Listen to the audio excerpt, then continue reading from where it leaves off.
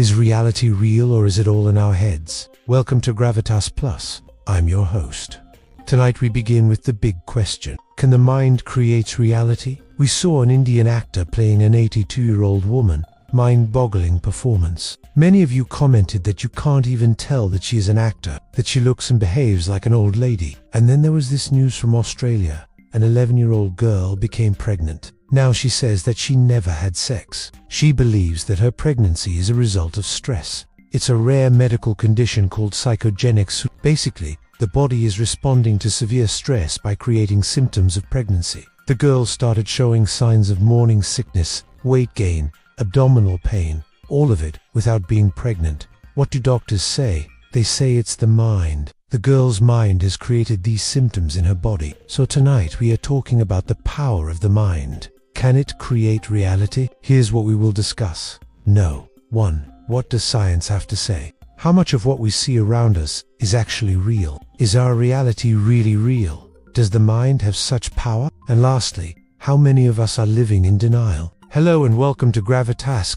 Plus. I'm the host. Let's start with the basics. You, I, everything that you see around you, all of it is made of atoms. Atoms are the smallest unit of matter, right? But here's something that you probably did not know. Even an atom is 99.9% empty space. The things that we touch, feel, see, all of them are just bundles of energy vibrating at different frequencies. So now the question is, why don't we fall through the floor? Why do we feel solid objects as solid? Because our body and everything around us is nothing but energy vibrating at a particular frequency. Our body is vibrating at a frequency which makes it feel solid to us. If the frequency changes, if it goes lower, our body will pass through the floor. When David Copperfield performed the trick of walking through the Great Wall of China on national television, he didn't actually go through the wall. There was a hole in the wall, and nobody noticed it. But when he went through it, we believed that he was passing through the wall. So basically,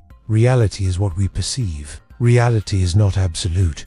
It is relative to each one of us. It is based on our individual perceptions. Our 5 senses help us gather data about the world around us. We see using our eyes, we hear using our ears, we smell using our nose, we taste using our tongue, and we feel using our skin. We take in all of this information, process it in our brains, and then we form an opinion. This is how we experience the world around us. Now, here's where things get interesting.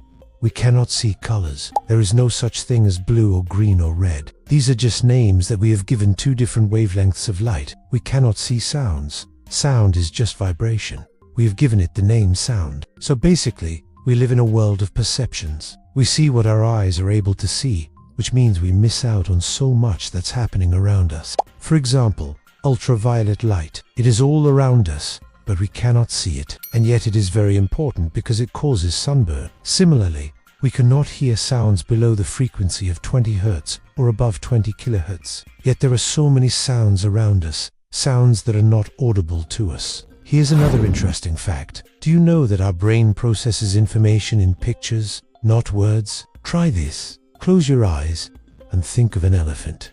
What do you see? You see a picture of an elephant, not the word elephant. Your brain processes information in images, not words. All the words that you read, the meaning that you ascribe to them is just a mental translation of the sounds that you hear. So now let's come back to our question. Does the mind create reality? If reality is what we perceive, if perception is different for each one of us, then each one of us is living in his or her own reality. This is also what philosophers have been saying for years. George Berkeley said, "Existence is perception. What we see is what we get. Our senses shape our reality. If our senses change, if we become more attuned to certain wavelengths of light or certain frequencies of sound, we will be able to see and hear more than we do now." Take, for example, a cat. Cats can see in the dark. They can also hear sounds that we cannot. That's because their senses are far more developed than ours. In 2017, scientists helped the cat see in color. Using gene therapy, they changed the feline's perception of the world. They inserted a gene from a rabbit into the cat's cells. The cat could then see in color. It was able to distinguish between blue and yellow. This is what The Guardian reported. Cats will now see the world as a much brighter place, after the genetic modification allowed them to see blue and yellow, 2 colors previously unavailable to them. This is how a cat sees the world now. Before this, cats could only see shades of grey. In 2019, scientists gave a cat the superpower to see in infrared. They inserted a gene from a rattlesnake into a cat's cells. The cat could then see in infrared. It could see heat signatures. Scientists say this could help cats hunt better. It could also save their lives. Perhaps they would be less vulnerable to cars. So you see, reality is relative. What we see is determined by what we are able to see. And that's where the mind comes in. If our senses can be tricked, then so can our mind. Our mind interprets what our senses gather. And if our senses bring in wrong data, our mind will interpret that wrong data wrongly. Take, for example, optical illusion. Why do we fall for optical illusion? Because our brain is interpreting things wrongly. It is not able to distinguish between what is real and what is fake. Have a look at this image. What do you see? A young man or an old man? What about this one? Which one is the duck and which one is the rabbit?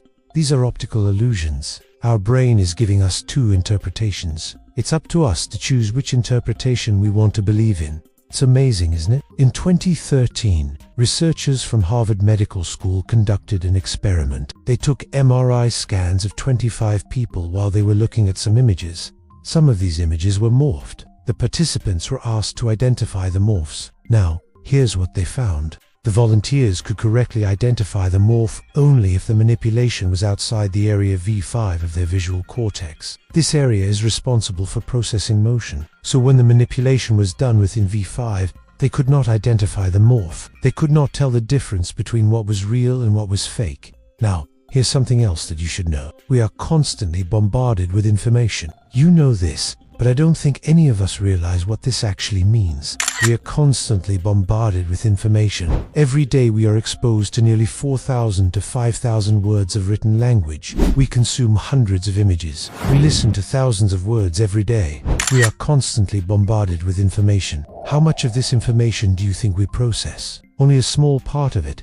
The rest of it we ignore.